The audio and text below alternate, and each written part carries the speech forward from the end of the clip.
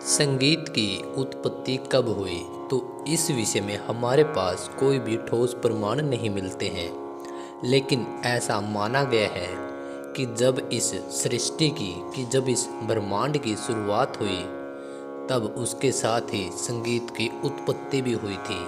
क्योंकि अलग अलग ग्रंथकारों ने अपने अपने हिसाब से, अपने अपने खोज के हिसाब से उन्होंने अलग अलग ग्रंथों में अलग अलग प्रकार से बताया है कि संगीत की उत्पत्ति कब हुई।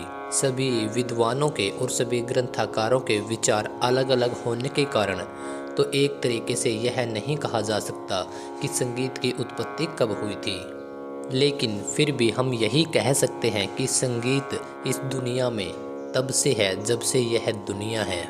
लेकिन यह बहुत प्रचलित है कि संगीत की शिक्षा ब्रह्मा जी ने शिव को, शिव जी ने सरस्वती जी को, सरस्वती ने नारद जी को और नारद जी ने भरत जी को, और भरत ने अपने नाट्य शास्त्र से पूरी दुनिया में संगीत का प्रचार और प्रसार किया। क्योंकि अगर संगीत को आप धार्मिक दृष्टिकोण से देखेंगे, तब आपको जानने को मिलेगा कि संगीत की उत्पत्ति कहीं और से हुई है, जबकि मनोवैज्ञानिक दृष्टिकोण से अगर आप पढ़ेंगे, तब आपको जानने को मिलेगा कि संगीत की उत्पत्ति कहीं और से हुई है।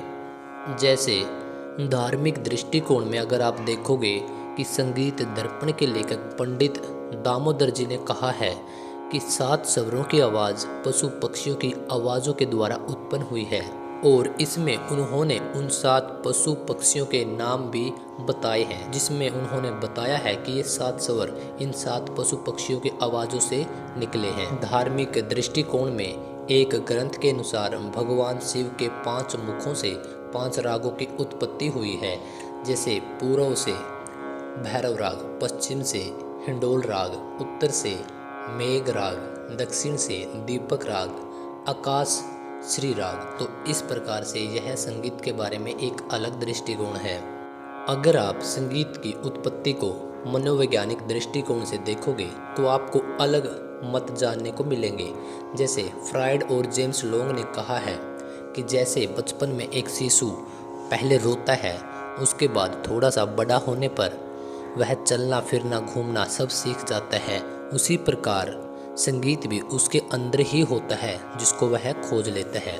मनोवैज्ञानिक दृष्टिकोण में एक मत और है। इसमें दूसरा मत एक फारसी मत है। उन्होंने बताया है कि पहाड़ों में एक मूसाकार नाम का एक पक्षी होता था, जिसकी चोंच में बांसुरी की तरह 7 स्वर होते थे, और वहीं से इन 7 स्वरों की उत्पत्ति हुई है। तो इस प्रकार से आप पाओगे कि संगीत की उत्पत्ति के बारे में बहुत सारे मत हैं। इतने मतों में से कोई भी एक मत ठोस नहीं है जिसके ऊपर हम ठोसता से यह कह सकें कि संगीत की उत्पत्ति यहीं से हुई है। तो कहने का भावार्थ यही है कि जब से यह ब्रह्मांड है, जब से यह दुनिया है, तभी से इस दुनिया पर संगीत है। संगीत से जुड़ी छोटी से छोटी जानकारी और बड़ी से बड़ी जानकारी के लिए, और कुछ अच्छा सीखने के लिए, शुरुआती दौर से सीखने के लिए अभी इस चैनल को सब्सक्राइब जरूर कर लीजिएगा। और मिलते हैं कल सुबह की क्लास में। नमस्कार।